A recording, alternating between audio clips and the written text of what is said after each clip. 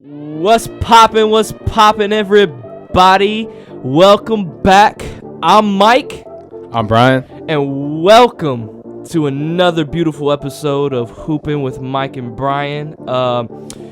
We had a little bit of a mishap. We missed this is going to be our third episode. We wanted to try to do this earlier than expected, do it during the Thanksgiving break to, just cover, but hey, man, I think we were both with our beautiful families. Mike was living life in New York. I got to go see, the concrete jungle, as one Miss Alicia Keys likes to say.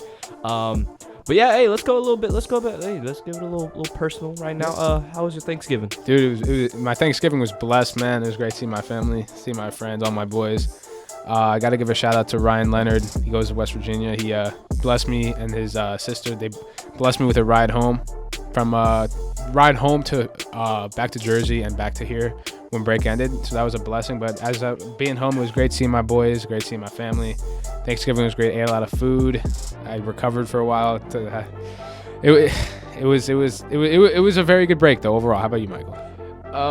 Hey man, it was a first time experience not like celebrating Thanksgiving traditionally, like, cause when you think of Thanksgiving traditional, people are like, oh, we're at home, we're cooking the turkey, the stuffing, all this mac and cheese, collard greens and all that stuff, but people are like, you're at home. I was in the beautiful city of New York, and it was amazing, man. I like to say I got to see the Broadway version of New York this time, because I gotta give a shout out to little spots like the Piano Bar. It's a little spot that my mom found out. She's probably not gonna like that I shouted out, because it's supposed to be like her little gem. So shout out to my mother. But it was amazing, man. I also got to see some New York basketball in the MSG, Madison Square Garden. That's a dream come true. I posted on my Snapchat story being like, hey, this is a dream come true. Seeing, being in the arena, man. Like Madison Square Garden, man, just growing up, like that's one of the most known arenas. It's the most iconic place, most iconic arena out there. Exactly. And hey, there were stars there. There was Tracy Morgan was there. Okay. Oh, he lived in my hometown for a little bit. Yeah. Tracy Morgan. And it's crazy because my sister and my mom saw him like that day, like earlier at they went to Saks Fifth Avenue. Yeah. And they saw him there. My mom actually talked to her for like a quick couple seconds. So but yeah, no, it was good. We got to eat at a nice little Italian restaurant, and they were doing like a little 4-course meal thing for Thanksgiving. I know it was a little bougie, but it was nice, man. It was the thing that I appreciate the most is just spending time with my family. Yeah. So yeah, I mean, I will say Colleen, my sister, obviously plays for Fordham women's basketball out in the Bronx, New York. Ooh. Not too far. Yeah. It was blessed going to her game. They played against, who did they play against? Wagner. She had like 9 points in like a little stretch, hit 3 threes in the second quarter. I was like, okay. I mean, she's still not better than me, even though I'm washed up. But I got to give a shout out. I know that team always checks out the podcast. They love my IG comments. Appreciate all the love. They got a game tonight against Fairfield. Go peep that out. That's on ESPN Plus. But it's a blessing that all the support we've gotten so far, and I'm excited to continue doing this. And yeah, for sure. I mean, the support that we've gotten, the feedback that people have given us, great. Even Brian himself has told me there's people that are sad about the fact that we did not pull up our other episode. And trust me, we were both sad equally. We both wanted to do it, but I mean, obviously, I was pretty much just doing things in New York, and I'm pretty sure you were busy with your family. And it was a good little break, but hey, we wanted this more than anything, and great to be back, though. I'll tell you that. Oh, it's phenomenal. It's like we're in the studio right now. The first thing you said was, "Oh, it's good to be back." Yeah, it's a lot easier than going on Zoom, but right, yeah. But hey, as the Zoom worked out, and that episode. It did good. It was long. But it was long, yes. And as we go on the winter break in the next couple of weeks, we'll make sure to put out content. Don't worry, it's not going to be again where we're home and we get carried away with other stuff we got going on. But over winter break, expect the content to continue to come out. And one other thing before I forget, make sure to subscribe to our YouTube channel at Hoopin with Mike and Brian. Follow our IG hoopin.mb. And follow our Twitter hoopin_mb. Am I missing anything, Michael? No, you're not. But hey, cool. Let's get into it, man. We had a good little, pretty much almost a week off of not doing an episode, unfortunately. But hey, it seems like we did not miss a lot going on in the NBA. We saw some players, get at it in some games. LeBron went off for 39 just the other day. We saw I was listening to a podcast. Shout out to Darian Perez for the Love of the Game podcast, but he talked about Lauri Markkanen and the Jazz, but we starting to see that the Jazz are starting to coming back to reality a little bit. Coming back a little bit back to reality. They're still playing well. They're still above 500. Above 500, a lot better expected than what a lot of other people expect. What people thought of the Jazz in the beginning of the season. Yeah. Also, Mike Conley has been hurt, and that's why that's not the only reason they're on a 5-game skid, but that is their floor general, so it doesn't help not having him out there. Hey, no, it does hurt if you don't have your floor general, your guy that's going to be, operating the offense and putting guys in the right position. And, hey, man, I like guys like Lauri Markkanen. He's definitely performed pretty well for, his position. And, hopefully, I hope he gets the recognition that he deserves. Yeah. He probably can make a, they host the All-Star game in Utah. Ooh. So, I'm not saying voting is going to be skewed because it's in Utah because everybody gets a vote, but people are going to be like, hey, it's in Utah. Why don't we have a homer right here? Why don't we have a Utah Jazz? And to be honest, when I think of an all-star in Utah, which is shocking to me, it's Lauri because he's been performing really, really well. And it's beautiful to watch because, man, for a guy like him, man, 7 foot, can handle the ball a little bit, man. Because I've been playing a little close to the Utah Jazz, and I like the way Lauri Markkanen plays. I'm seeing a lot of that potential that the Bulls saw. Was it the right? They drafted Bulls, Timberwolves. Yeah, because he got traded, correct? Yeah, he played for the Cavs, too. He played for the Cavs. For a couple teams. So, when he got drafted, that potential of seeing him, I think we are finally seeing that now in Utah. Yeah. And I like that. No, it's good because obviously everyone thought Utah's going to tank, which, again, they've struggled a little bit recently, but the NBA is a season of runs. So, exactly. But, yeah, I mean, he's leading the team in points and rebounds. If that's not all-star caliber, I don't really know what. Plus, they're winning. I mean, they're struggled as of late, but they're still above 500, which obviously believe they're 12-11. So most people probably did not think of the first 23 games that they would have 12 wins. So you got to give credit where credit's due. It's good to see him ball. It's good to see about this Utah Jazz team. We've said it before, but it's a bunch of guys who we've seen in other situations did not pan out so well, but now they're being given the second opportunity. Like Malik Beasley's been balling out this year. Obviously, Sexton's been pretty solid, coming to a place where he may not be the guy, but he's given I think he's going to be a big part of that franchise moving forward. So Utah is a very interesting team, and it's good to see that teams are still competing, even though might not be the most talented team on their roster. Yeah, no. It's definitely it's nice. I just like to see. I think we talked about this over and over again now with just teams like the Jazz. Is that these guys are just performing out of kind of like I want to say kind of like out of their box, but we're seeing that true potential of certain guys like Markkanen, and it's amazing. But to even speak on more about guys that we're starting to see come into their own and just develop so much well. That man up there in Indiana, and I know everyone's thinking, no. I mean, I said this a little bit before the studio, before we started today. Brian over here was like, "Oh, Benedict." And I was like, "Yeah, that's my guy." It's the other guy though. It's the other guy. Their point guard. Their floor general, man. We said it before. Well, I said it to you earlier, but he was the first player in NBA history with 40 assists and 0 turnovers in a 3-game span. Obviously, beforehand it was Jason Williams. Yep. But I mean, again, we don't like to just the man. We don't like to just talk about stats, but as when we were kind of evaluating But that's a crazy stat. It is. Especially how young he is. This is what his second year. Second or third year. Second, third year on a team that at this point he's literally I think the leader of that team at this point because I mean there's Miles Turner who's also been doing well. Yeah. And then. Like Buddy Hield, Buddy Hield's been doing it, and then my guy. But my guy, this is once we get a little bit in the Rookie of the Year, a little case, and a little bit, I'll give some more about Benedict. But Benedict is stepping up, and he's like their third best player, and he's a rookie. And he's come off the bench too, right? Still coming off the bench, and it's amazing. But Tyrese, man, I saw a stat about the 40 and 0, and I think they said the other last player was Jay Will, and white chocolate, man. Watching his highlight tapes, man. Yeah. Ooh. That elbow pass, still. I mean, I know. I used to try to do it in high school. I used to always try. I can pull it off a little bit. I pulled like 3 muscles doing that, man.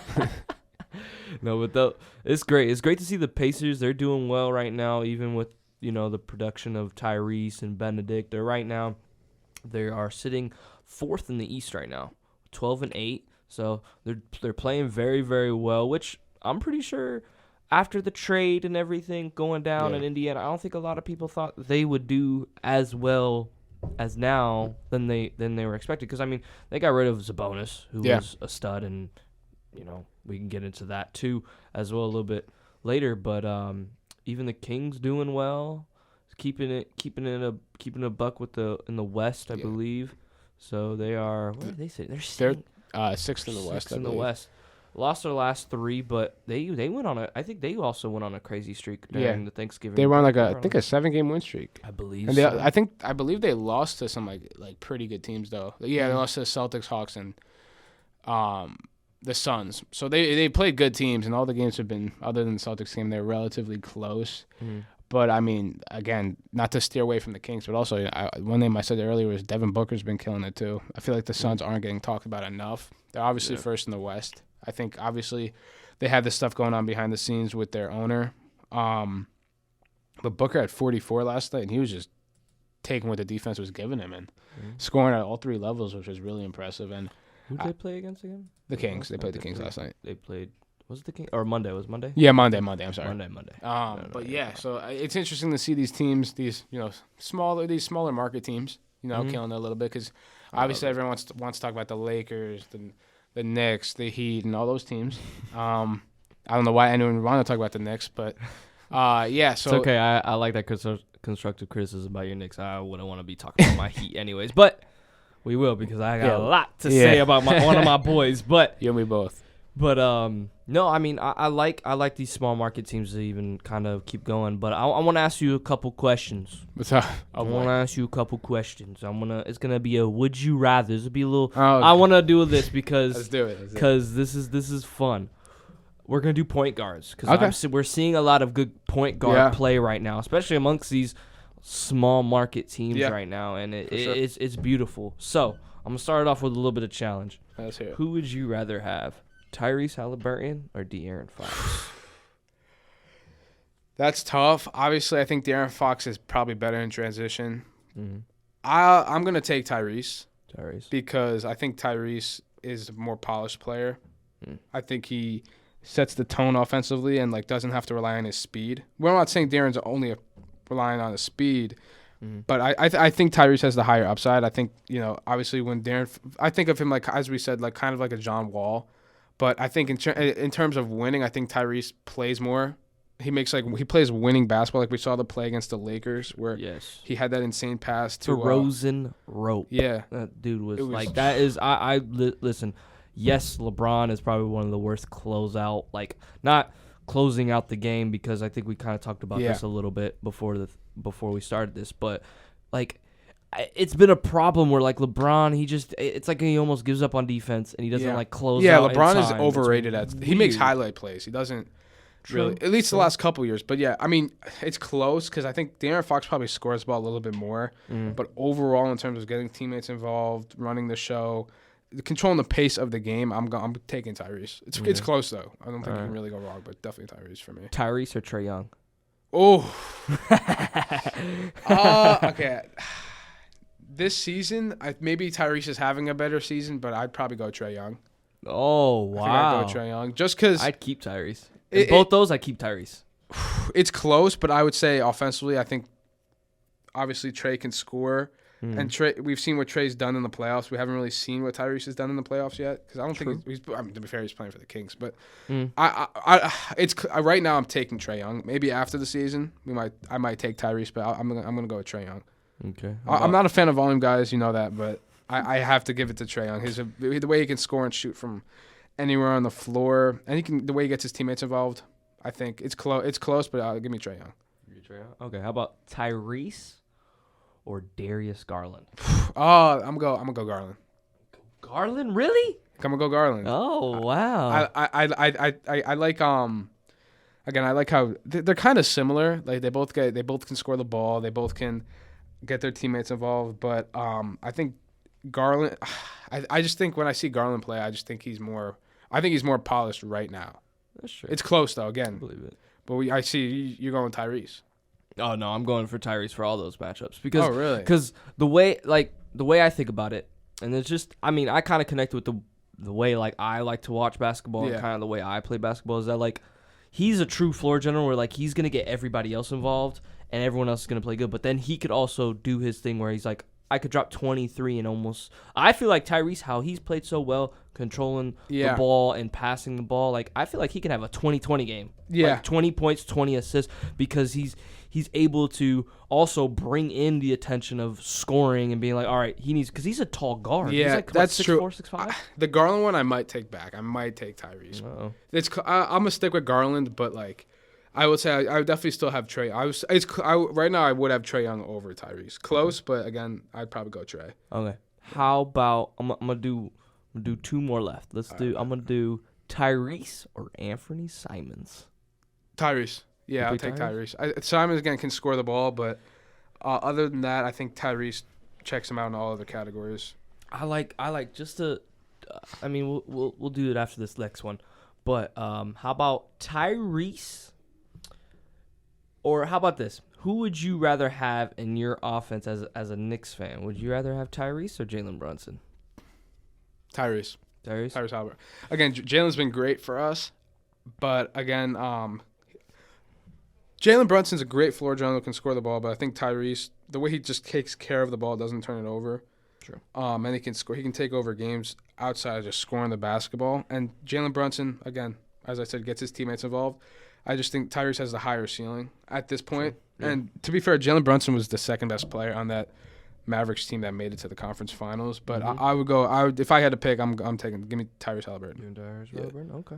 Because I mean, I could go Tyrese against Ja and all of them, but like I feel like that's just more. I think Tyrese still. I have to agree with that last. So you're taking Tyrese. So where does Tyrese rank out of your top guards? Out of top point guards, he's my top 10 point guard. Oh, he's definitely top 10. He's definitely top 10 for me. I would say, I mean, I think we talked about this last episode where we were talking about how good De'Aaron Fox is. If I had to say, so I'm going to say players that I think are better than Tyrese at the point guard position. Yeah. So we have Luka, we got Stephen Curry as 2, Shea, Ja. Oh, I probably have Trey up there. No, he might be 5 for me. You think? Because listen, I like Trey Young. I like what he does. I like to see how the Hawks are doing, especially with DeJounte Murray also being on that team. But I'm not going to lie to you. I think, to me, right now, Tyrese Halliburton is the top 5 point guard in the league. Top 5. Top 5. I don't see the production. I see the production, but I just see how great the Pacers. I think it's just all coming together where like he's a number 1 guy on that team, and they're also doing well. The Hawks are also doing well, and Trae Young's the number 1 guy on the team, but he's been in and out with little injuries and stuff like that. Hey, you know what would be an insane backcourt? Imagine if Tyrese and De'Aaron Fox were on the same team. Ooh. Oh, wait, they were. And the Kings were. Sorry, I had to put that out there. But as you were saying. Hey, man. But, I mean, it's but if you think about it, that trade, they actually, don't they play tonight? The Indiana Pacers and the Kings? Mm-hmm. They play tonight. So we're possibly going to see, hey, who won this trade? Yeah. Was it the Kings or was it the Pacers? Who do you think won? I would give it to the Pacers. Oh, I would say record-wise, yeah, I'd give it to the Pacers. They've won the trade, but I think for the Kings, they're doing well than what they were. I just didn't understand. I mean, we don't have to get into that and all, but I just didn't understand why the Kings were so quick to like give up on that backcourt. Yeah, like I feel like I would have given it at least 2 or 3 years. You think maybe because of the fact that De'Aaron Fox is ball dominant as well, where it's like you don't think because I could see where that not happening where. De'Aaron Fox, I mean, yeah, it's hard to say because now you actually have that kind of backcourt with DeJounte Murray and Trae Young, where it's like DeJounte Murray is not so much of a three-point shooter, but Trae Young could sit there, catch and shoot and like that. And I think Tyrese can too, but he's not always looking to shoot the three. And with De'Aaron Fox, it just kind of clogs the paint. I agree. I think based on like how I think Tyrese is portrayed, like just his personality, I think he would be a good guy to complement De'Aaron Fox. I feel like he'd be willing to play a little bit off ball, or sometimes just be like, okay, De'Aaron, do your thing. I'll play off of you. So my thing is, I just think they should have given him more than a year because Tyrese is very solid. His rookie year, but obviously we're seeing that jump he's making his first year in Indiana. So I would have given it a little bit more time. I think it's years like you've seen it. Like I feel like we've seen with Darius Garland. Like he didn't have the greatest rookie year. And you saw it with Colin Sexton. They didn't know if that was going to work, so they obviously shipped off Sexton. But, like, I think you just got to give it time before you know. Like, a year is just not – and, like, what did the Kings really have to lose? It's not like trading for Sabonis makes them a championship contender. No, I don't think it does, but I definitely – But, hey, the Kings are balling, though. So, to be fair, maybe it was good for both teams. But Halliburton, it was just a little bit too soon for me to give up on him. But, I do agree, though. I think I don't know if for me, he's definitely top 7. I'll tell you that. Top 7. For me, yeah, definitely top 7. I mean, it's crazy this year that we're starting to see this lot of good point guard play. Like, guys are, I mean, but that's this league, I feel like. I mean, a lot of people are probably going to butcher me for saying he's top 5, and I didn't even put Damian Lillard up there as a point guard, or I didn't put him at number 5, because I probably will put Damian Lillard, just Damian Lillard's been hurt. Yeah. He hasn't been playing, and I mean, that was one of the reasons why I was glad to go see the Knicks against the Trailblazers and MSG, because I was like, oh, I can finally go see Damian Lillard play, but he was hurt. I forgot. I was like, oh, crud, he's hurt. He's not going to be playing. Yeah. So, but, I mean, it was a good game to watch. I can go into that when we talk about your Knicks and stuff. But, hey, man, it's good to see because, I mean, even with guys like the Trailblazers, I mean, the way I see it, just to go a little bit in the Trailblazers right now, I'm starting to see almost Damian Lillard still got years to play.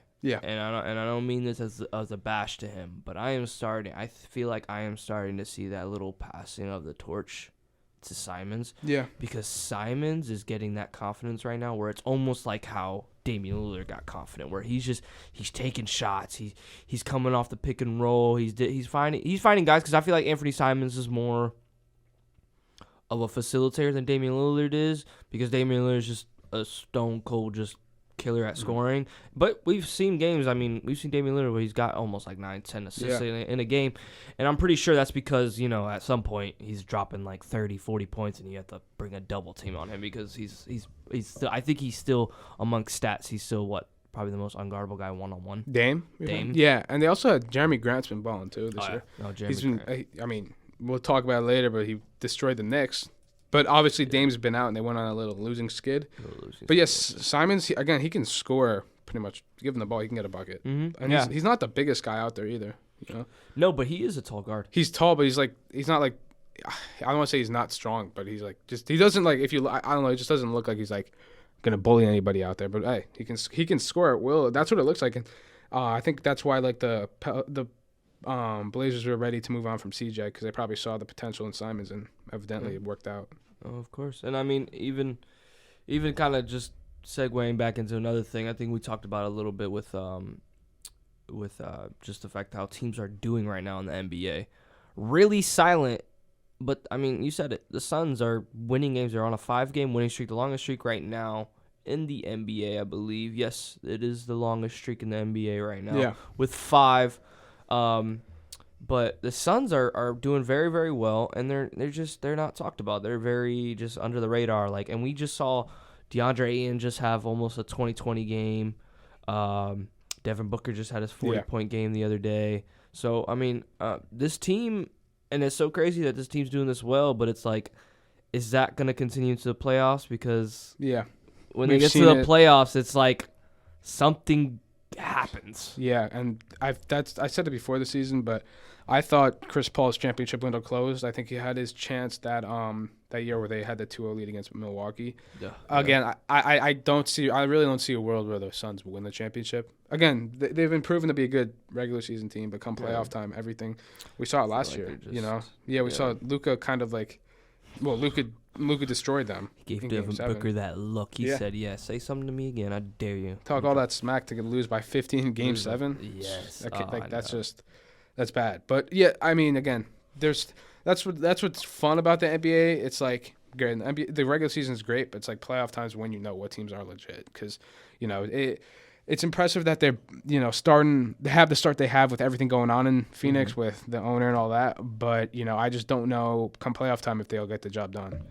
So. Yeah, it's weird. Like, I hope the best for them, because I feel like I was kind of making the motion with my hand, thinking that people can see me. But, like, I feel like right now the Suns are just they're managing the season right now. Yeah. Like, they're doing their thing. They're doing a CP3 type of thing right now. Like, they're managing, they're winning games, they're playing their roles, everybody's doing well.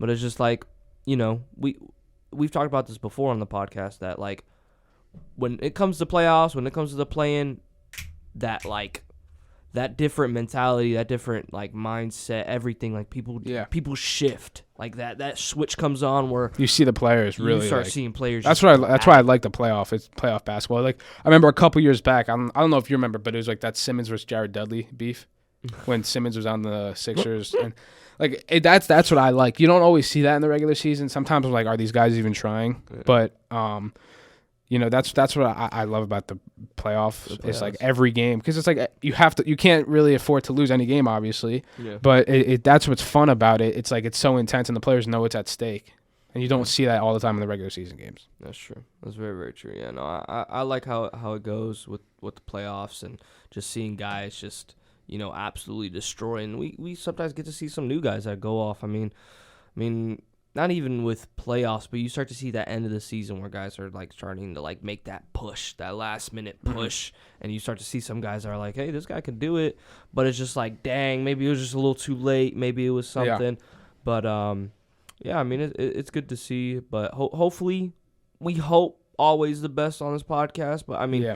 Time and time again, we've seen the Suns perform very well in the season. I think they need Crowder to. I think they need Crowder to buy in because he's still holding out. I believe. Like I think. Oh no, he's still in trade talks. They're gonna trade. They need. I think again, it might be too late, but if they can get him to buy into it, like he's a big. He's a big part of like what a team can do because he can shoot threes, he can defend, and he brings that toughness mentality that not a lot of teams have, not a lot of players will put out there. That also that's basically it though. Yeah, I think if they get Crowder to buy into it looks like Ayton's looks like he's more happy there. I mean, he's putting up numbers. He's putting up his numbers. They were working out after the game I saw. So I mean, at the end of the day, it's all about the win. So if they can continue to win, I mean, I don't know why Crowder would not want to be there. That's true. I mean, I think it's just because I think that's just the thing that's only been talked about the Suns is like behind the scenes stuff. It's not even the fact that they've been playing well. It's all like, there's something going on with the basketball operations, all this. I mean, I believe they just got a new basketball operations. I believe. Right? Well, James Jones moved to a new position, I believe. Is it the James Jones that I know? Yeah, he played for the Heat. For the Heat? Yeah, he's been there. He was there 2 years ago. I think he's been there for a minute. He is on the Sun. Whoa. Okay, see, I saw that name, and I was all like, I've seen that name so many times, and I know James Jones, when he used to play on the Heat, Voodoo was a sniper. Oh, miss him in his Miami Heat days. But that's crazy. He is. Yeah, now he's the I believe he's the basketball operations guy now. Yeah, that reminds me. I know we did the Would You Rather before, but I was sitting there thinking about like, it kind of took me a while to decide, but like, I mean, who would you rather have, D Book or Shea? That was one like I was just thinking about. Like, I don't know if you can really have a wrong answer here. Shea or Devin Booker? It's tough. It's tough because I'm trying to look at the pieces around them. Yeah. And I mean, the Thunder aren't doing well, and Shea's just blowing it up. He's still what, top? He's still top 5 in points. Yeah. Top 10 in steals. But Booker's been hooping lately too. Booker's been hooping. I think I'd still pick SGA. I'm sorry. Hey, I don't love Devin Booker. I'm a Booker fan. You love Devin Booker. I had to give the nod to Booker. It's close. Again, I feel like all these are close, but like I have to give it to Booker. I feel like I had to get more out of SGA though. True. Again, I mean, Shea has not been on a very good team yet. I mean, to be fair, Booker does have a finals appearance, but not that that's what should distinguish between the two. But I don't know. I think Booker, late games, he gets. I don't know. I give it to Booker right now. Close, but fair. Booker, yeah. It's fair because I mean he's killing it right now, and like he had 44 on Monday, I believe, or maybe less. I think that was Monday. But I mean the Suns are just it looks like things are kind of giving me positive vibes there, as opposed to preseason where I was like, I don't know what's gonna happen with. I wasn't sure if they're gonna make the playoffs. Like, I don't know. But one other thing I did want to say, not that it's really a hot take, but I do think the Lakers figure it out and get in. They were on a winning streak. Yeah, until last week. I think they'll get to that 10 seed. I do. I think I don't know. I want to see LeBron really turn it up a little bit, but I think the Lakers get that 10 seed, and I'm not saying they'll go anywhere in the playoffs, but like if you're a 1 seed, I mean I don't want to see LeBron in the 7-game series, you know. Yeah, no, LeBron. Yeah, that's what I'd be wanting. So I wanted to ask this because we were talking about the Suns and we're talking about players that don't, or not even players, just teams that like they're like amongst the East, amongst the West, and then right when playoffs hit, they're like garbage. Mm-hmm. I want you to give me. I mean, you can give me a certain amount of number. Who are players that you think of when you see regular season just studs, but then when it comes to playoffs, they're bums? James Harden. Oof. I don't know if I'd say bum, but James Harden has always been a guy killing the regular season. Always goes crazy, puts up crazy numbers, even gets his team to win, get high seeds in the playoffs. But then come to playoff time, he's that one guy where I'm like, disappears. I haven't seen it yet. Same again. I don't want to. Donovan Mitchell has played well in the playoffs, but I just haven't seen him like take over a playoff series. I think he did I remember his rookie year, he had that series against OKC, but like I want to see him like really take a team to the next level, and I think this is the perfect opportunity. Mm-hmm. But James Harden's that one guy where like people want to rank him to like top 3 all time in shooting guards, which is fine, whatever. But like I don't know how a guy can be top 3 if he hasn't proven that he can win. Yeah, you know. True. Is there anyone you had in mind? Paul George, that's a good one. I think that Clippers team is just odd. Yeah, like they just do like. I even talked about this before because we were talking about how Kawhi came back, kind of got hurt again, and we're like, oh, is he hurt again? Yeah, I think it's just I made a joke that I was like, he's probably just waiting till closer to playoffs after All-Star break to just start going in, and then just starts going off because I like Kawhi Leonard. Yeah. I think Kawhi Leonard is still a stud when he's fully healthy. I mean, the best availability. He's the best two-way player when he's healthy. Exactly. As I said, the best ability is availability. But that also, look, Kevin Durant's been great in the playoffs, but like I think his legacy is missing a championship, not with the Warriors. Like I think to really like solidify himself as a top 10 all-time player, he needs to get a ring with other than the ones he has with the Warriors. That's the one thing I just think like Warriors. Like what Kevin Durant, because his only rings are with the Warriors. So I'm saying he has to win a championship. Either with Brooklyn or just Then I think it's also same with Kyrie though. Kyrie hasn't done much since LeBron left. I'm sorry. Since he left LeBron, I mean. The Nets can keep winning, but I don't see the Nets I don't doing either. Anything. They're just so inconsistent. Obviously Simmons is hurt now. He's been up and down. Too much going on. There's too much going on. But like again, if I'm a team, if they match up with the Celtics will take care of them. But if I'm a team like the Cavs and get matched up with the Nets first round, I'd be a little worried. Really? I know you're high on the Cavs. I'm high on the Cavs. You thought the Cavs? So I think I think the Cavs could make. I've said it last one. You said it. Yeah, finals. I had my hot take as the Pelicans. It's just I don't. I feel like even if I look at it right now, so they're 9th right now and they're 8th. So 8th would play 1, 7 would play 2, 6 would play 3. Like even 4 plays 5. Like I don't think the Nets can beat Celtics, the Bucks. I'm high on the Cavs. They won't beat the Sixers. They won't beat the Sixers. I mean, if they got matched up with the Raptors, I think the Raptors are 2-0 against the Cavs this year, and right now, that's something to keep an eye on. I feel like they can match them. Yeah, they can match up with them. So I mean, I don't see them. That's why I'm like, and they have so much drama off the court where it's just like, I mean, you have these little things where like Kevin Durant is answering on Twitter about these fans that are like, oh, the Nets are coming. He's like, bro, it's not happening. They're not. It's like not even Kevin Durant, their best player, is confident in their team. What team do you think has a bigger chance to win a series, and that's the Lakers? Lakers, because they have LeBron. Lakers, I think the Nets have a higher chance of making the playoffs just because the bottom of the East this week. But I think if they're both in, again, depends on the matchups, but it depends on who they're matched up with. Again, if the Nets play the Celtics or Bucks, no chance they win that series. But same with the Lakers. Like if the West is interesting because you just don't, because the teams are so close, you don't know who's gonna finish where. Like every team's like within like 3 games. Yeah. So I think that's interesting. But like if the Lakers play the Suns, we saw it though. Was it 2 years ago? I think, or 2 years ago when the Suns like they blew the Lakers out in that series. I think it might have been 4-2 or 4-1. But when they played them, Lakers took 1 game. The Lakers took 1. But like I think if the Lakers match up with the Suns again, they can make that a series. Obviously, because LeBron, anyone has a chance. But and if AD's continuing what he's doing and Russ, I think it's interesting. I also saw sleeper Lonnie Walker's been. Lonnie Walker. I saw a stat saying that like Pat Bev is like statistically like the worst offensive player in the NBA. I'm over here doing the hand signals.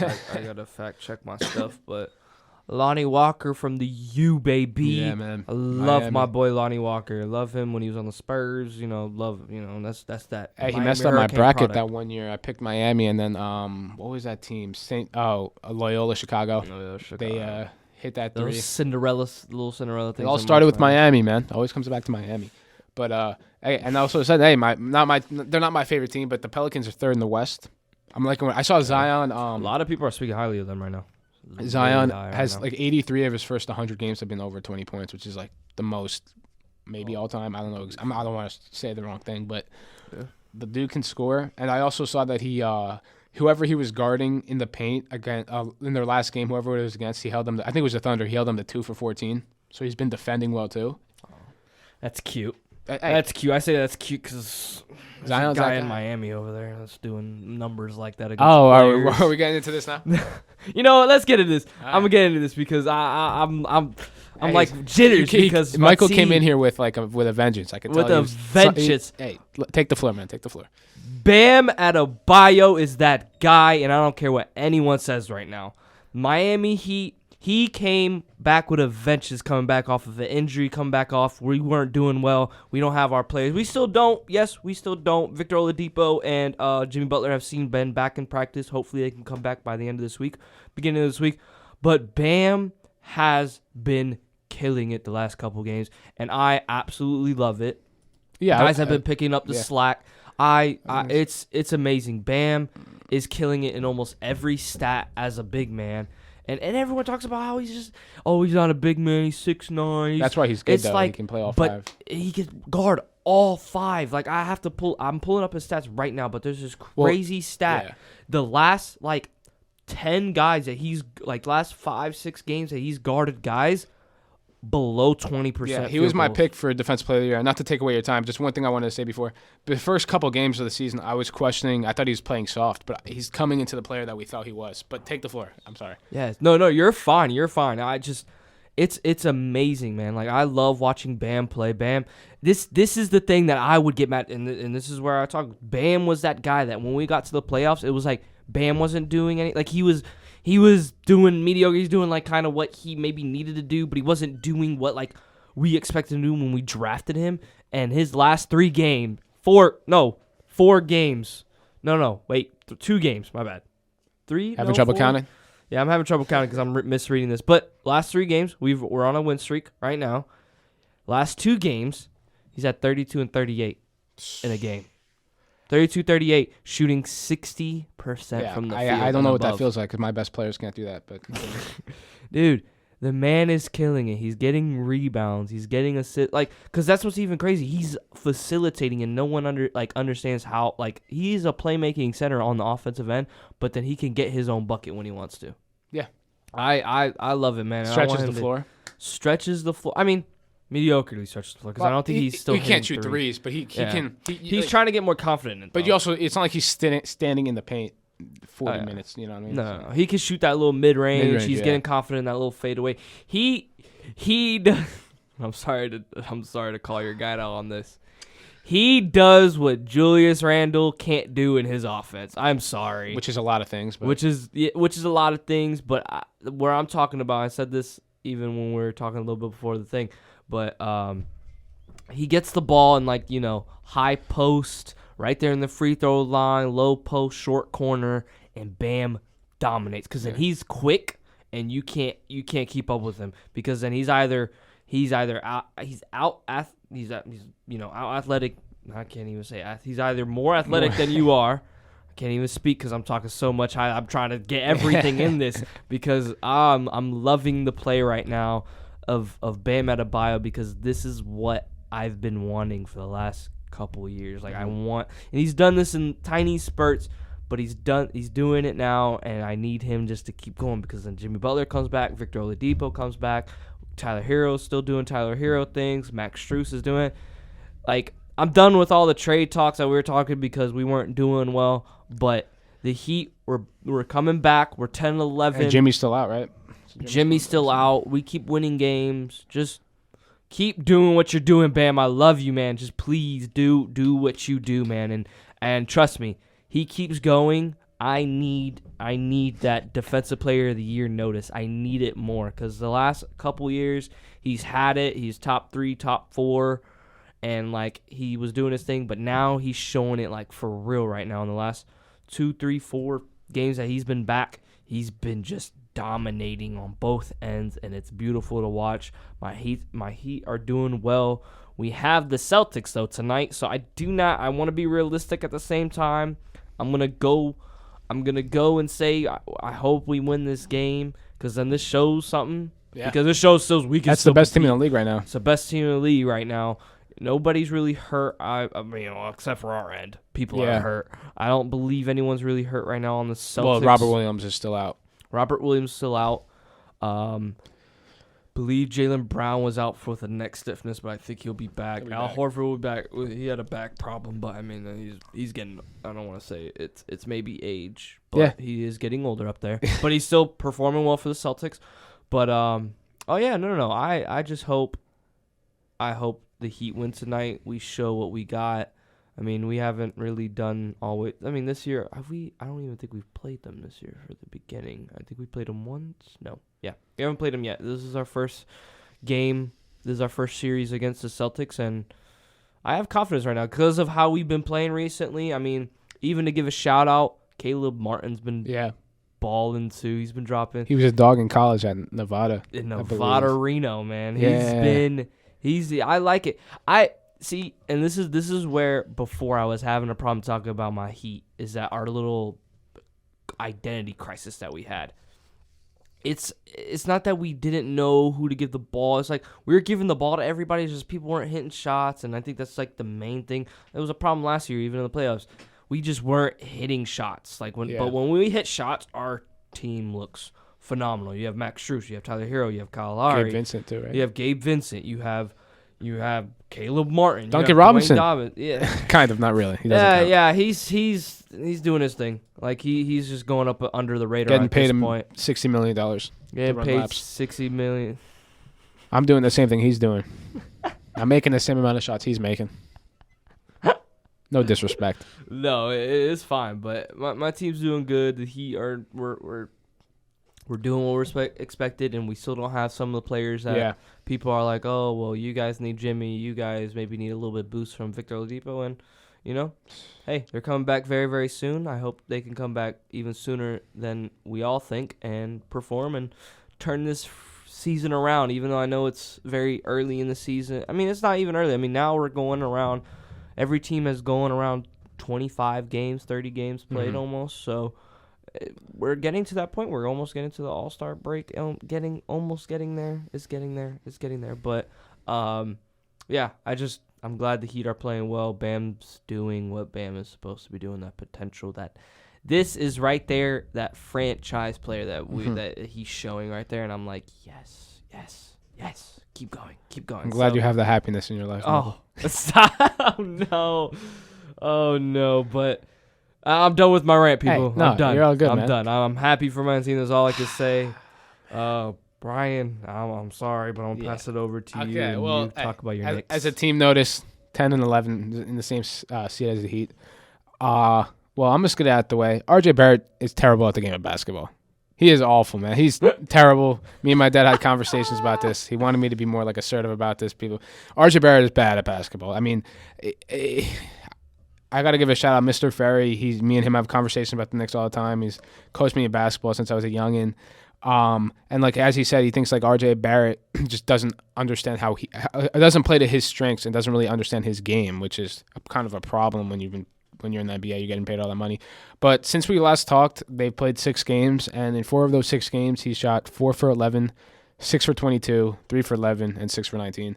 And again, we don't like to just talk about numbers, but like that itself, you're getting paid that money, and it just gets me. It frustrates me because I'm seeing guys in that draft class take huge jumps. Ja, Garland, Zion.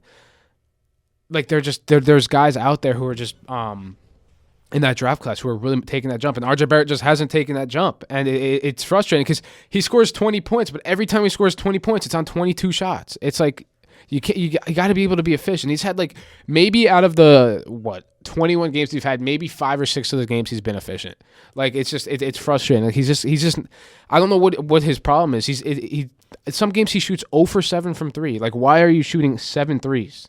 Like I know he doesn't play to his strengths. Like get to the rim, shoot that mid range. But like again, even the free throws, he hasn't been a great free throw shooter this season. But what's his free throw percentage right now? I'm not 100% sure, but it's probably not well because free throw percentage he is this season he is 76%, but which isn't awful. But dude, you're a sharpshooter. If you're pretty much supposed to be a sharpshooter on a team, like. Gotta be. And he's also shooting 27% for 3, which is awful. RJ's been terrible, and again, we're still hovering 500. So if we get RJ going, look, RJ, I don't mean to be a hater. I think I love you. One of my favorite players. I mean, I haven't really shown that here, but you're a lot better than what you're doing out there. And it's like once we get you going, RJ, we're gonna turn things around, gonna make a playoff run. So I still believe in you. It's early. It's been 20 games. Everyone has a slump. We've seen it, but like this is kind of a long slump. What I'm seeing, but along with that, I know you love Jalen Brunson. I know you saw him play. He's a great floor general. Can score, get to the rim. He has that like nice little fadeaway in his game. Create space for a smaller guard. Julius Randle, as you know, we destroyed the Pistons last night, which isn't saying much, but we beat him by 30, put up 140. Randle had 17 in the first quarter, which is impressive. Again, as I've said, Randle's always been a guy who's put up numbers, but I didn't feel like really impacted winning. But last night he showed me that he can lead this team to victory. So Randle was great. I thought Randle played great last night. Quickly's been up and down. He's been streaky. He takes some his shot selection's not the greatest. Again, he can score the ball, but sometimes I'm like, okay, Manuel, quickly let's relax a little bit. Cam Reddish, I was high on Cam Reddish. He's been a solid piece for us. He can score. Doesn't get a ton of time. He's been starting the last couple of games. And then obviously Obi Toppin's been in a little bit of a shooting slump. I think he'll figure it out. And I know you like Mitchell Robinson, great rim protector. Does what he has to do. Doesn't do anything too crazy. But other than that, we're sitting at 10 and 11. And I was telling Michael before, the next 4 games are going to be a bit of a challenge. We got Milwaukee tonight. Then we're off to we're actually on a 4-game homestand. We host Milwaukee, then we host Dallas, then we host the Cavs, and then the Hawks, and then we're back on the road at Charlotte. So it's going to be these next 4 games are big. I think we got to win at least 2 of them. We can't go 0-4 here. Middleton comes back Friday, so we don't have to worry about Middleton tonight. But, so that, again, it's really just RJ. I think when RJ steps up, we're going to be a lot better as a team because he's a big part of our team. I think RJ's a very solid player. He just hasn't proven it yet, which is frustrating to me because he's been in the league for a while. We haven't seen enough growth from the number 2 overall pick. Like, I'm not going to put the word bust on it yet, but he hasn't lived up to that hype. And we know when he came out of high school, he was undoubtedly the number 1 player in that draft class before Zion went crazy. But, I'm sorry. I had to rant a little bit on RJ. RJ, please turn around, man. I love you, man. Just please. Just for me, I don't want to be yelling at you over this podcast all the time. The next 4 games, play well. We're playing 4 teams that are going to make runs in the playoffs. So if you can perform well these next 4 games, I'll take it easy on you. But that's pretty much all I have to say about the Knicks so far. So again, we're pretty mid-team, 10 and 11 is what it is. So if RJ steps up, I think we'll turn it around. But that's pretty much it for my Knicks. So I did say over the Thanksgiving break I got to go see the Knicks in Madison Square Garden, which is a dream. I feel like any person that watches the NBA or anything, it's a dream to go watch in the Madison Square Garden. Or actually just go be there because it's one of the most renowned historical arenas in the NBA. So what I saw was they played the Trailblazers. Obviously, without Damian Lillard, I got to see Anthony Simons and Jeremy Grant go off. Jeremy Grant had 40, believe 41, 42, maybe just 40, while Anthony Simons had 37. And it was a basic game for the Trailblazers. I felt like they were just doing what they were doing. Nurkic had a couple, good shots. Nurkic was doing his thing. Jeremy Grant was, I'm sorry to say, was absolutely dogging you guys. Like, I don't even know. I want to look this up, but I don't even know how many games Jeremy Grant has scored more than 40 points. Because I even said this comment to my dad before the game where I was like, Dad, watch out because it's very known around the NBA when other guys that don't play for the Knicks and come play Madison Square Garden, they like to drop a lot of points. Like we should have Steph Curry in the Knicks uniform. believe. Don't say that. We were one pick away, man. Don't dig yourself in that hole, man. One pick away. One pick away from one whole pick franchise. away for and John Morant too. One pick away. One pick away, but let's don't dig yourself that hole. Don't dig yourself that hole. But I'm sorry. I mean, the positive things I could take out of the Knicks was, I mean, Jalen Brunson. I feel like that pickup worked out for you guys in the way where it brings that guy that can score whenever he wants to score, because that was your guys' offense, so which kind of made me confused with the fact that you guys have like RJ Barrett, Randall. Like, and I said this when I was talking about Bam, but Randall gets the ball on that high post, free throw line to short corner, low post, and I just feel like he's like, it's weird because either he's just trying to draw a foul or he just throws it up. Bad shot. He puts it up. Like, he just faces up and he's like, oh, you're giving me this little room. Which, maybe that's why he's confident. I'm pretty sure, that's probably he gets his little, maybe 6 to 8 points real quick just off those quick little jumpers. Just turn and face and just get in. Because it's a mid-range. Yeah. It's a mid-range game. And, I mean, hey, if we're going to talk about that little right there, you know whose prime spot that was when he was on the Knicks was Melo. Melo used to just turn face and be like, all right, I'm going to bucket every time. I always have respect for guys who don't have to rely on athleticism to get buckets. Just give them the ball. Like KD, KD's 7 feet. Yeah. But one thing I meant to say this before, but when I'm going through like that 2019 draft class with RJ, and I'm just gonna read you off names. Again, it's kind of like that. Would you rather? But like, I want to know who would you rather have. I'm gonna give you. It's gonna be RJ Barrett or a player from that draft class. I just want to see where you kind of rank him in terms of like the top players of that class. Okay. So obviously we'll start with Zion. I assume Zion and Ja. Zion. Those are both. Well, Zion and RJ Barrett were playing together, and I still thought Zion was better. Okay, Zion was better. Darius Garland. I assume Darius. Cam Reddish. It's close. If you have to, I'd pick RJ for that one. What about Cam Johnson? Oh, Cam Johnson. Rui Hachimura. I haven't heard a lot about Rui. He had a solid rookie year. He did have a solid rookie year. I mean, now he's on the Wizards, and the Wizards are doing good right now. Hold on. I'm sorry. I gotta look at this because I haven't. He had a good rookie. That was my dad's player. My dad was high on Rui Hachimura. Came out of Gonzaga. Gonzaga, yeah. He's like, that's gonna be a very solid pro, and he's put up numbers too. I like. Oof. Let me just look because I feel like go to another player. Tyler Hero. Yeah, that shows how many guys. Yeah. We already know. We'll say that. RJ, but no, I'm just kidding. Just kidding. All right, Tyler Hero. PJ Washington. Oh, PJ Washington. Matisse Thybulle. Wow. Okay, I'm a little offended on that one. Thybulle's not even in the rotation. He's not. Yeah. Oh, good. I'm sorry. How many guys is that so far that you take over him, though? So that's Zion, Ja, Garland. Would you take DeAndre Hunter over him? Yes. So that's Garland. DeAndre Hunter. So that's 4. Hachimura, you weren't sure yet. Cam Johnson. PJ Washington, Tyler Hero, that's 7. Mm-hmm. Did you make a decision on Rui yet?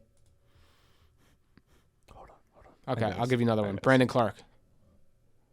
Oh, from Memphis? Oh, yeah, Brandon Clark. So that's 8. Brandon Clark. Grant Williams. Yeah, Grant Williams. That's 9. That's a little offensive, but okay. How's that offensive? At least Grant Williams is actually shooting threes and making them. He does his Jordan Poole. That's 10. Keldon Johnson. 11. Kevin Porter Jr. 12. Nicholas Claxton. That's how bad it is.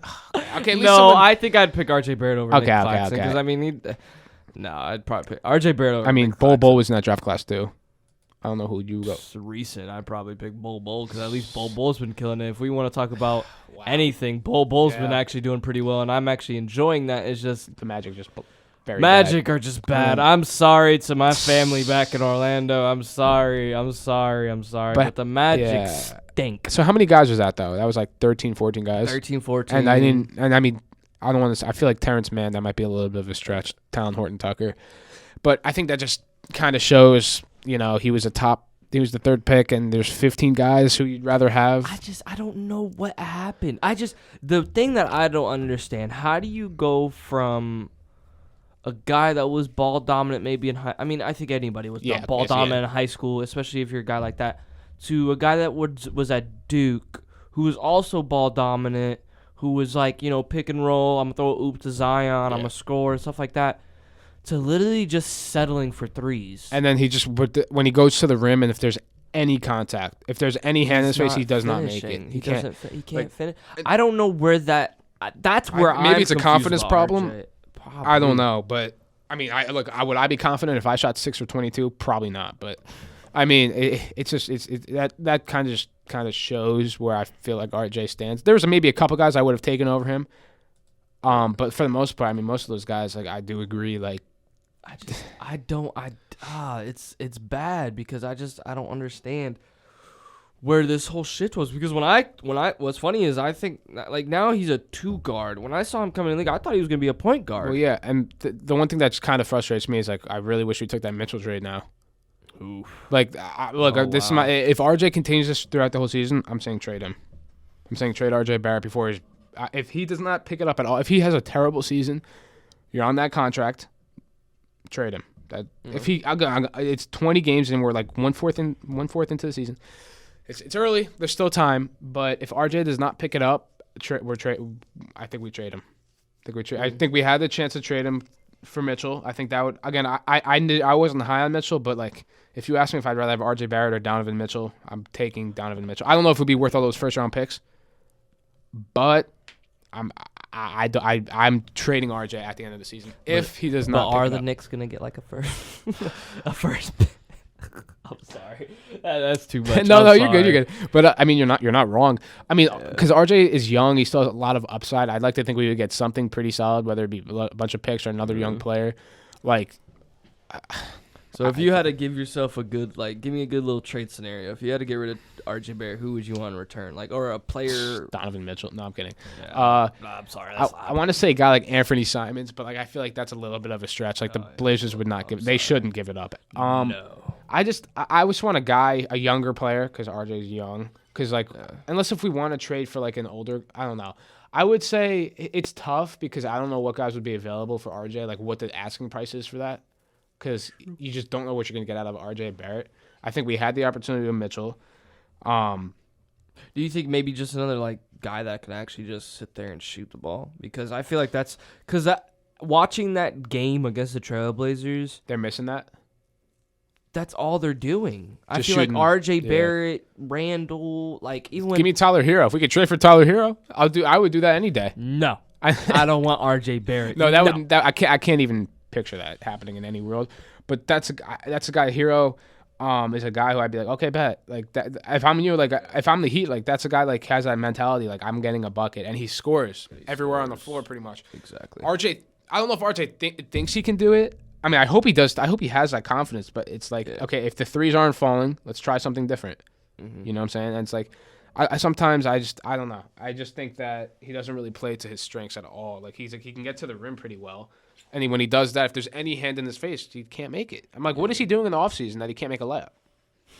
Is he doing that Anthony Davis training where he doesn't touch a ball for months? I don't know. I mean, I remember seeing I paid closely attention to that Duke team in college because I knew the Knicks would probably end up with one of those three. Obviously, I wanted Zion, but RJ looked like he's a really hard worker, which I'm sure he works hard. I'm not gonna dispute that, but he's just. I don't know how you miss these layups when you're that tall. You're getting paid that money, as I've said a million times, and he's really that franchise guy. That's why they paid him that. That's why they didn't give him up for Donovan Mitchell because they think they know the upside RJ Barrett has, and it's frustrating to see. And I just hope he can get that jump shot figured out before it's too late. I mean, I'm too much on the Spider. I would have given that. I would have given anything for Donovan Mitchell. I'm sorry, but RJ. It may be yes because RJ Barrett hasn't lived up to the hype or his potential, but I would have given that's just me that because ship has sailed, Michael. That ship has sailed. Yeah.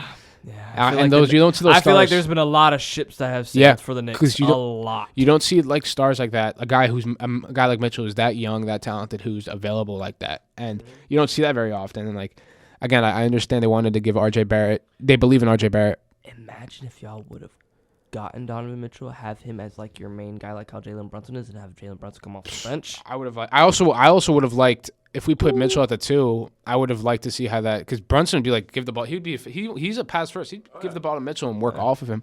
And look, I think if Mitchell came to the Knicks, maybe we'd get other free agents because they'd see that they're trying to win a little bit. But obviously, that's the what if scenario. And here we are. I think obviously James Dolan, the Knicks are in.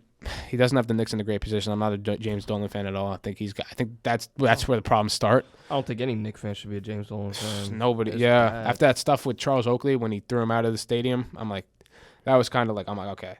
But and then missing out on getting Durant, Kyrie, and Zion. Again, the Zion you couldn't control, but I remember they didn't offer KD the max because they were like, it's Kevin Durant. Like, yeah, I still remember when they were like, oh yeah, we didn't offer Kevin Durant the max. I was like, I would rather offer him a max and him sign with us, but like miss a whole season like he did, as opposed to what happened now. Like, because again, if KD comes to the Knicks, I promise you, I'm not saying maybe we don't get. I'm sure we would have got Kyrie because he went with him. Did y'all to make Brooklyn. it to the playoffs that year? Y'all made it to the playoffs and lost to the Hawks, right? I don't want to talk about that series. I know, but that would have been good if y'all gave Kevin Durant. We were the 4 seed without Kevin Durant. Without Kevin Durant, and then just think the next.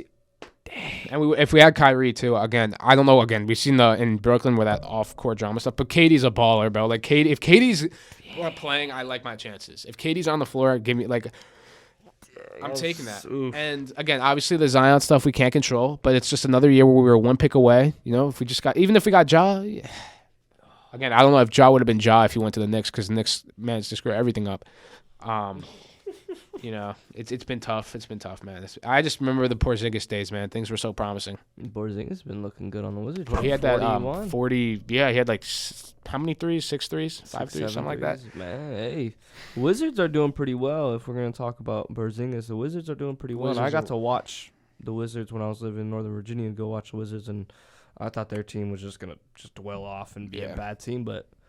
They got Beal. Is Beal back? I think Beal's back. Beal's been playing. Porzingis, Kyle Kuzma's been killing it. They look like a pretty solid team. They're staying amongst the East. I believe they're around 500, right? They're right now 11-10. 11-10. Last 10, they're 6-4. Yeah, they're doing pretty good. I mean, I like that Wizards team. Their Wizards team because that's another thing is why I think about they have these other guys. I mean, Johnny Davis, their rookie, still hasn't even played, which a lot of people he hasn't played yet. No, I don't believe so. I think he's still been hurt. Yeah. Oh, well, no, wait. Never mind. Well, no, he's been playing, but he's been playing, like, very small minutes. He was, like, the 9th pick. I'm surprised he hasn't played that much. Yeah, see, they said 11/28, so literally 2 days ago, he was clearing the injury report. So okay. So I believe he's playing now, but he hasn't really. Johnny Davis hasn't been really playing that much, which people are already calling for him being a bust. Which for a bust already, it's been 9 games. If you want to label anyone a bust, label RJ Barrett. Yeah, but no, I mean the Wizards. I mean Corey Kispert. Wow, he was. I mean, yeah, that's not the greatest roster, but hey, Kuzma's been hooping this year. They got 3 scorers over 20, which is pretty solid, and then Hachimura is right there with 12. Yeah, I mean, look, the Wizards, are they winning a championship? Definitely not. No. But I mean, you got to. They're playing well. I feel like every year they're always good in the beginning of the year, and then All-Star break they'll be at the bottom like usual. But I mean, I'm a Beal fan. I think Beal can score the ball. He's impressive. But yeah, no, I agree. I saw a stat saying like Porzingis' stats since he left the Knicks are like pretty much the same. Like, pretty much. Obviously he was younger, so you would expect him to be better. He's been hurt, and like I feel like he was kind of misused in Dallas. Like, well, his problem in Dallas was I think he just he had a problem with how everything was ran through Luka. But obviously Luka's a generational player. Kind of like what do you expect? But he did go with Luka. He did go with Luka, and I would have been interested to see how that would have worked long term. Who did he get thrown out in that Clippers game? Yeah, that's true. Yeah, in the bubble. But yeah, that does remind me that if we segue to this real quick, but the Mavericks, like again, I said that we said it earlier, but in the other shows, but the Mavericks have like the perfect team around Luka, which is also a negative thing because it's like when Luka doesn't score 30, they haven't won a game. You know what I'm saying? There's that stat. Yeah, you brought up that stat. Yeah, but so they have a bunch of 3-pointers, but it's a long season. You're not going to shoot. Like Hardaway's been struggling a little bit, but they're not going to be shooting 50% from 3 every single night, and it's like I believe there's another stat when Luka drops 40 or more, they're undefeated. Yeah, I mean, I can't. If they lose when Luka's dropping 40, there's something wrong. But yeah, I that's what I think. I think it's their biggest strength playing through Luka and their biggest weakness. Because what if Luka doesn't put up 30, like come playoff time when like teams are really taking it up a notch? Obviously, Luka's gonna get his regardless. But like you need other guys to step up, and Christian Wood's been that guy for a little bit. But it's only just been under Christian Wood, and it kind of stinks because I saw it when I was watching the TNT game last night with the Matt. I didn't watch the whole game. I just watched like the beginning of it a little bit, just to kind of hear, because I love watching TNT. I love Shaq, Barkley, those guys. Best NBA show. Yes, 100%. But they were even talking about it. They're like, what do you like? They were like, oh well, the only two players that have been performing is obviously Luka and Christian Wood. Like, what do you do if, like, you know, it's not you this night and stuff like that? Like, yes, they have Luka Dinwiddie gets too, everybody, but Dinwiddie hasn't been really doing anything and stuff like that. But they asked him about the whole Kemba Walker pickup. I don't know how much that changes stuff. When I saw Kemba playing Christmas Day, he did have the triple double, but I was like, I don't know. I think they're just expecting for Kemba to be like how Jalen Brunson was, come off the bench and just kill it. I don't think that's gonna happen. Yeah, look, he's just. We haven't seen much of Kemba the last couple of years. Well, because he played with the Celtics. Ever since he left Charlotte, he hasn't really done anything much. But that's the thing. I feel like now, and here's the thing. Yeah, I understand why you're not high on it, and I get that. But here's my thing. This is what I gotta say about it. Mm-hmm. In Charlotte, he was the man, and he was the only man, because he was doing everything. I mean, I remember going back and forth when Dwayne Wade was on the team, and him and that purple shirt guy. Oh yeah, I remember that. Oh, I would. That was the last time the Hornets were relevant. I would almost want to throw a freaking remote at the screen when Kemba Walker had the ball, because he would do all this little. Like the Hornets were tough that year. They were tough, but who else was on that team? Was Howard on that team that year? Was Dwight Howard on that? I know he was on the Hornets. I don't think so. Who was on that team?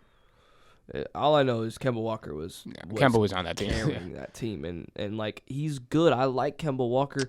It's just, yes, the teams that he has been on off the Hornets, he wasn't the guy. Like, when he went on the Celtics, it was like, dude, you're gonna have to be a backseat to Tatum, Brown, and even possibly Marcus Smart, because he's like their point guard. Yeah. So. And obviously, I know he did start with them. He started with Brown and Tatum, but he wasn't gonna get what he was used to. Mm-hmm. He wasn't. Oh, I'm gonna take the ball. I'm gonna drive and everything. Now I feel like now that he's kind of had a little bit of reality check, people are like, oh, you know, like, dude, like, the only way you survive is if you have the ball and you're doing your thing. He gets a little bit of reality check now. Take a little step back. He comes off the bench. Luka comes off the court. He comes on the court. That team is not a bunch of stars on the team, which is we talked about. They have a good lot. We just don't know what we're getting from him, though. You know what I mean? Because we just haven't seen him. We just haven't seen him. Which is, you know, a reason to like be like, okay, like maybe he still has it. Which he's not like. It's not like he's like 40. No. You know. How old is he now? I don't even know. He's probably mid-30s, early 30s, maybe. Wow. Dang, I still remember those. He's 32. I mean, that's not. It's not that old. Not that old. Derrick Rose is older.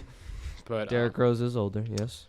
But yeah, so I think it's interesting. Funny. I mean, I don't know, Michael. I mean, I hope it works out. I was always a fan of Kemba. You know, obviously he's from New York, but he came to the Knicks, didn't do much. Tibbs did not play Kemba enough when Kemba was in New York. He took him out of the rotation for whatever reason. That was reason. weird. That last, like, I think, was it the Knicks, and then he went to the Celtics? He went to he was in the Hornets, signed with the Celtics. Then he went to the Knicks. Then he got like traded to the Pistons and got a buyout. Yeah, that last two teams, the Celtics and Knicks, was just weird didn't happen because he stopped playing with the Celtics because they lost Kyrie and Kemba came in. I'm like, okay, like look, Kemba's not Kyrie, but he's a pretty good default to Kyrie, you know, and it didn't really happen. But yeah, so I think it's going to be interesting to see how that happens in Dallas because they can't again in the regular season you might get past that. Again, they're sitting at 10-10, so they're in the mix. Like in the West, we'll see like. 3 games will separate, like probably between the 3 and the 10. You know what I'm saying? So I think that's interesting how that's going to play out. But yeah, so hopefully Kemba can be that spark that Dallas is missing out. Yeah, no, for sure. I mean, even with that, I think we've talked a lot about how like the West is very, very close. I mean, even in the East, it's close between the 4th spot all the way down to the 11th spot with the Heat, and then. Literally, it's number 3 spot all the way down to number 11, where teams can, if they start winning, they can genuinely get to like there. Top in the West, or even just get into a spot where they're comfortable with. Because I mean, just to kind of talk about that, we did talk about it a little bit before, but the Warriors, man, like we were shocked how bad they were doing, but now it's like they're right there, three games away, whatever it is, right? Yeah, they're literally not even. They're 1-2 games. Like, yes, the Pelicans and the Grizzlies don't have as many losses as the Warriors right now, but like the Warriors have 11 wins and the Pelicans have 12 wins, and the Grizzlies have 12 wins. So the Warriors also have their starting five of Curry, Clay, Draymond, Andrew Wiggins, and Kevon Looney has the best plus minus like in the league. And the next is the Nuggets, which is not even really close. It's like so I think again I as we said, like I always thought the Warriors were gonna figure it out. Like they might not be the 1 seed, but again, if you have them in the 7-game series, I'm most likely gonna take the Warriors depending on the matchup. But yeah, so I think the way it's gonna be really interesting to see how that plays out, because I think a 3-game win streak or a 3-game losing streak can just alter where you are. Just alter everything. But it's quite interesting the way the league is right now. But I mean, it's 1/4 of the season left, or another 3/4 of the season left. But it's been 1/4 done. But it's good right now. I think the league right now is at a good little stable point. We're seeing teams come into fruition a little bit, flourishing. I think we're starting to see some guys. We're starting to see some reality hit some teams where they're like, okay, we might have to, because this type of stuff where it's like either you're right there in the mix and stuff like that, where you have that time till I believe right that last maybe that week of the All-Star break where you can make trades. Yeah. So, right now there's a lot of teams right now that are probably just like, let's see how we keep doing right now. Like teams right now still have that leeway where they're like, okay, let's see how some of these guys do on our team or some of how this mix up, and then that's why I feel like Utah might make some moves depending on how I think not yet, but at the trade deadline, I think if they are if they're struggling, if they're continuing to struggle and are at the bottom of the barrel, I think they might move Conley. I mean, what other veterans on the team? Conley. They're 0-4 right now without Conley. Yeah, and I think if their goal is to tank, if they're not in the playoff race by All-Star break, I think they'll get rid of Conley. And he has that big contract, so I don't know what that would consist of. Yeah. Conley, maybe Olynyk. I don't see them moving. I don't know why they would. I can't see them moving Laurie, or they're not going to move Sexton because they just signed him. But I think the older guys on it, maybe Clarkson too. I think if the Jazz are struggling, I think they'll move those two guys. Yeah, sure. Shoot. So Clarkson would be a good. The Lakers, if you can go back to LA, that's probably what they're missing. But everyone says any guy who can shoot belongs in the Lakers. So, hey man, they need to get Utah Watanabe from the Nets. He's still a 3-point percentage leader. Really? In the NBA, yeah, he still is. They need to get him. The Lakers need to trade for him, I guess. But too bad they have nothing to give up. LeBron James. LeBron James, KD, and Kyrie, and that'd be pretty funny. I'd watch that. Yeah, I'm pretty sure a lot of people watch that. Just to lose to Luka in the finals. Oh wow! But yeah, I mean the league is right now. It's still early, but we're still real. We're starting to realize some teams. We're starting to notice certain players how they're playing, and it's good right now. So yeah, I mean, if you had to choose, what teams do you feel like if the trade deadline was like tonight or tomorrow? Yeah, what teams would you be like with the way they've been performing? What teams would you be like? All right, make a trade right now. Well, okay, so yeah, I said the Jazz, so I'll steer away from that. Other than that, I'm trying to think here. I'd probably say I don't want to say the Timberwolves. I'd probably go with the I'd probably have to go with the what team was it? I had them right here. Maybe the Bulls. Maybe the Bulls because they're at the bottom of the barrel. They have Vucevic, DeMar, Lonzo. I think the Bulls are a team because they're underperforming a little bit. Again, I hope the Knicks make a change a little bit. But yeah, I don't think it'll be. So if the trade deadline ended tonight. Yeah. Do you think the Knicks would trade for RJ Barrett or trade RJ Barrett? Nah, they wouldn't because they're stupid. No, I don't. They wouldn't trade RJ. But I don't even think they'll trade RJ if he has a bet. I don't even think they'd trade him at the end of the season unless if like a player like a Mitchell caliber player came up. But if it was up to me, I would trade RJ. I could. I also feel like the Raptors might make some sneaky moves to strengthen up their roster. Nothing crazy. A lot of players. It's funny they don't have. They don't. They're like top heavy, really. I mean, they have Anunoby. I think if they can get like another like scorer, another shooter maybe, just like a 3-point specialist. Yeah. But yeah, I would say I think the Bulls are going to make a move. I don't know what's going on over there. I know they don't have their floor general. Alonzo might be out for the year. Yeah. So that's a team, and I also think I could see the Hornets trading Gordon Hayward. I've been seeing that a lot recently. I can see that. I think yeah. But where do you trade him? Because I mean he hasn't really been performing well, but I'm pretty sure he wants to be on a winning team. Yeah. Well, I don't know who would want Gordon Hayward. No offense to Gordon Hayward, mainly because of that contract.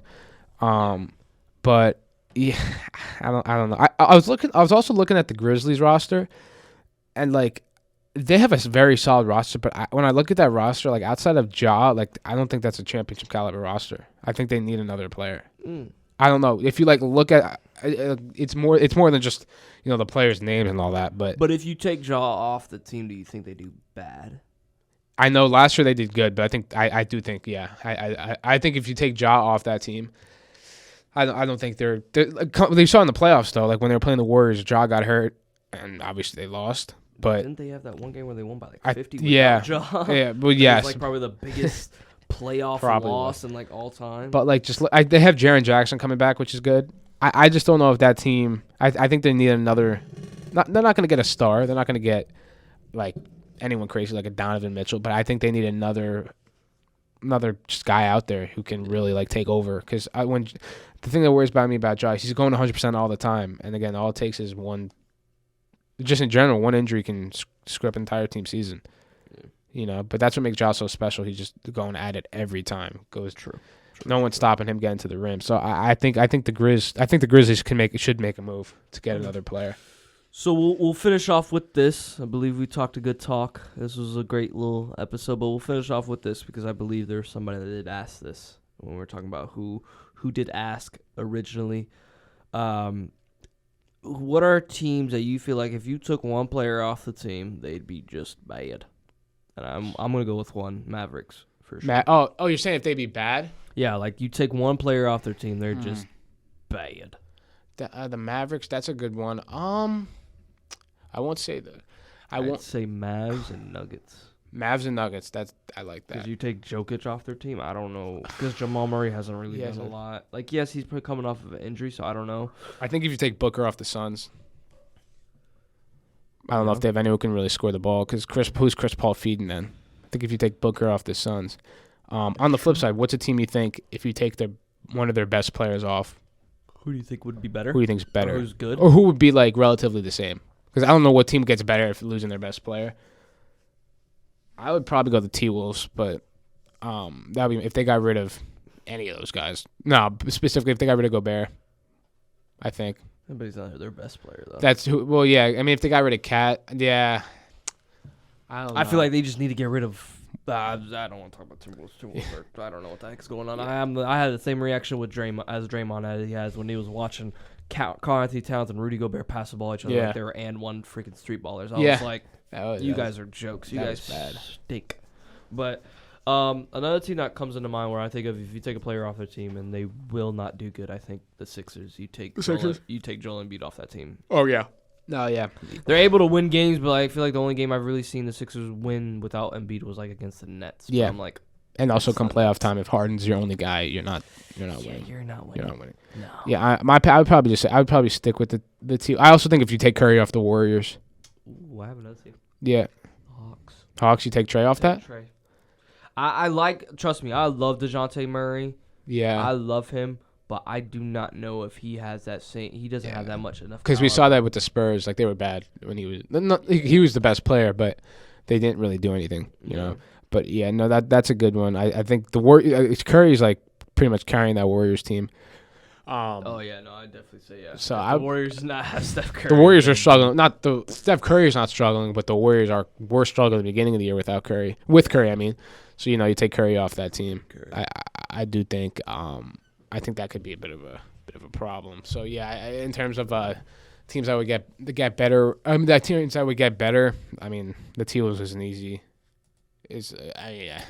Gobert's not that best player, but I just don't know. Minnesota's just a mess right now, so they just need some change, So yeah, no, they definitely do.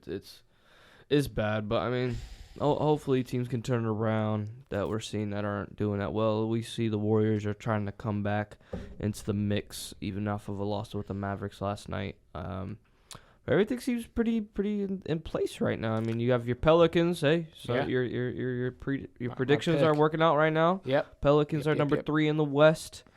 Mine is also working out with the Cavs. Cavs are number 3 in the East. Hopefully they can keep that going. But hey, this great episode, man. This episode, hey, good man. to be back. Good to be back. Oh, great to be back. We got some more content coming around. People just stay tuned and hey, drop the just keep hooping, man. No. Drop our little things. Drop our social media. I was thinking like, why are you telling me that? Follow our Instagram. Yes. At hoopin.mb. Follow our Twitter, hoopin_mb, and subscribe to our YouTube channel, Hoopin with Mike and Brian. Yes, and please, hey, give us some feedback. Tell us what we want to talk. Hey, what's your sister's name? Colleen, Miss Colleen. I'm gonna say Miss Colleen because I'm just respectful like that. Hey, hope the season's doing well for you guys. Fordham, go Fordham. Do y'all's things. What's their mascot? The Bulls? Fordham Rams. I like it. So, hey, Miss Colleen, keep hooping, keep doing your thing. Shout out to the Fordham team. You guys are awesome. Thank you guys for tuning in. They play in 10 minutes. I'm going to be tuned in before I cover the West Virginia girls basketball team.